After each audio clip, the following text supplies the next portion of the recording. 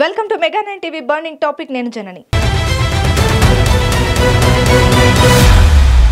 చైనాతో భారత్కు ప్రత్యక్షంగా ప్రస్తుతం గొడవలు లేకపోయినా వ్యూహాత్మక శత్రువుగా భావిస్తారు.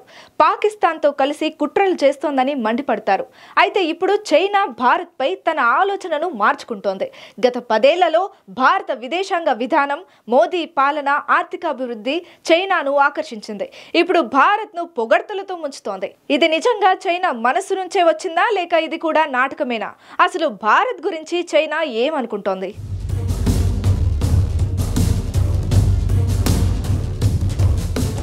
భారత్పై పరోక్షంగా విమర్శలు చేసే చైనా ఇప్పుడు ప్రత్యక్షంగా పొగడడం మొదలుపెట్టింది.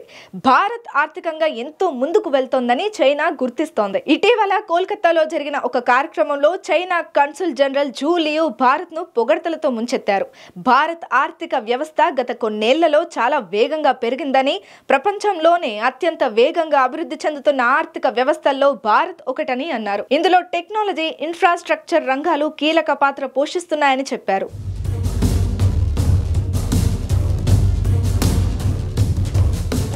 చైనా అధికారిక పత్రిక గ్లోబల్ టైమ్స్ కూడా గతంలో భారత్ ఆర్థిక అభివృద్ధిని మెచ్చుకుంది. 2022లో ఒక కథనంలో భారత్ తన ఆర్థిక విధానాలతో ప్రపంచ దృష్టిని ఆకర్షిస్తోందని రాసింది. ముఖ్యంగా digital economy, make in India వంటి పథకాలు భారత్ను బలంగా నిలబెట్టాయని పేర్కొంది. ఈ పత్రిక భారత్ను చైనాకు ఒక బలమైన పోటీదారుగా కూడా చేస్తోంది. కానీ ఈ పొగడ్తల వెనుక ఏం రహస్యం ఉందో మాత్రం తెలియదు.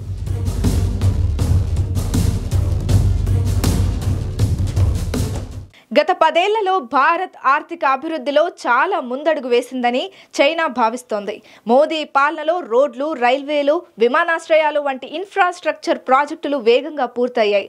డిజిటల్ చెల్లింపుల విషయంలో భారత్ ప్రపంచానికి ఆదర్శంగా నిలిచిందని చైనా అంటోంది. అంతేకాదు, స్టార్టప్ల సంఖ్య పెరగడం, యువతకు ఉద్యోగాలు కల్పించడం కూడా భారత్ పురోగతిని పెంచుతోందని చెప్పవచ్చు.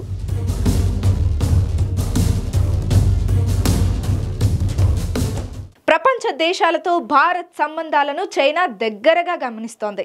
అమెరికా, యూరప్ దేశాలతో భారత్ సంబంధాలు బలపడుతుండడం చైనాకు ఆసక్తికరంగా ఉందని గ్లోబల్ టైమ్స్ ఒకసారి రాసింది. భారత్ తన విదేశీ విధానంతో ప్రపంచ వేదికపై తన స్థానాన్ని బలోపేతం చేసుకుంటోందని చైనా చెబుతోంది. కానీ ఇది చైనాకు కొంత ఆందోళన కలిగిస్తోందని కూడా అంటోంది.